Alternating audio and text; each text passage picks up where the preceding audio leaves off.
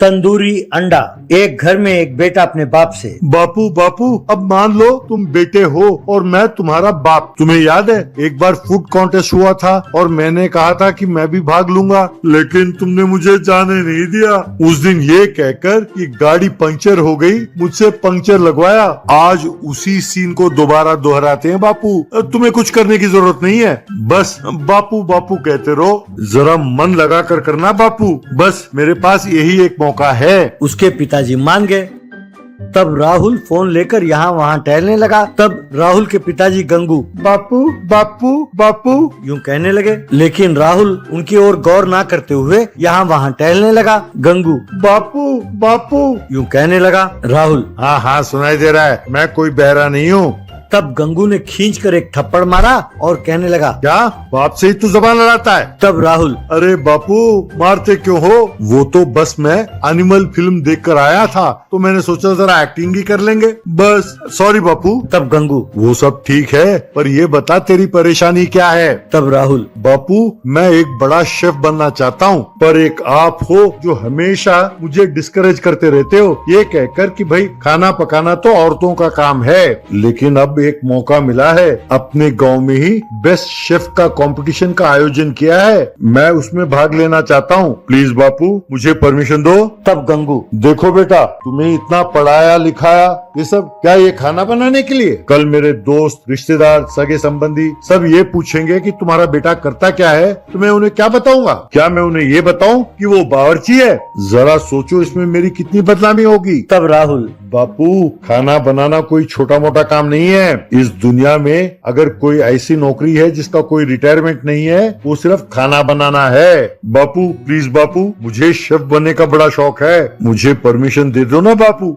तब गंगू ठीक है बेटा मैं तुम्हारे परेशानी से तंग आ गया हूँ इसीलिए मैं तुम्हें मौका दे रहा हूँ, लेकिन याद रहे अगर तुम इस कंपटीशन में जीते तभी तुम शेफ बनने के लिए आगे जा सकते हो, वरना मेरे दोस्त ने कहा है तुम्हें एक फॉरेन कंपनी में नौकरी दिला देगा, तुम्हें वही नौकरी करना पड़ेगा। तब राहुल खुश होकर उछलने लगा।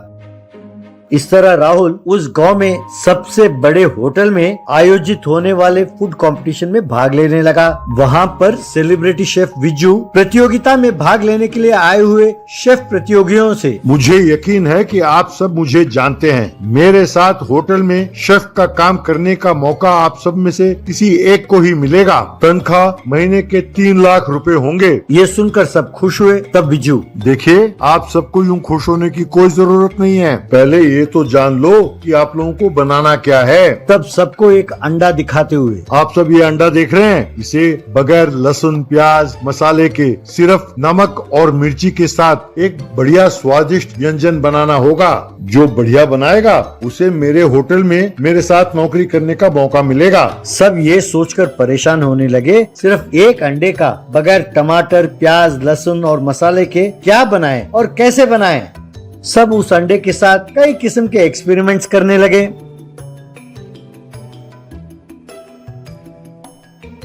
लेकिन राहुल समझ गया कि उसे करना क्या है। उसने कई अंडे लिए, उन्हें उबाला, फिर एक सीख लेकर उन अंडों को उस सीख में घुसेड़ा, फिर वहां रखे ग्रिल में उन अंडों को ग्रिल करने लगा। इस तरह उसने तंदूरी अंडे बनाए। विज्जू ने सबके व्यंजन खाया। आखिर में उसने राहुल का बनाया हुआ तंदूरी अंडा खाया। उसे तंदूरी अंडा बहुत पसंद आया। उसने राहुल को विनर घोषित किया। विज्जू ने राहुल को प्राइज मनी के साथ साथ बढ़िया सी नौकरी भी दी। राहुल के प्राइज मनी जीतने पर और अच्छी नौकरी लगने पर राहुल के पिताजी गंगू बहुत खुश हुए।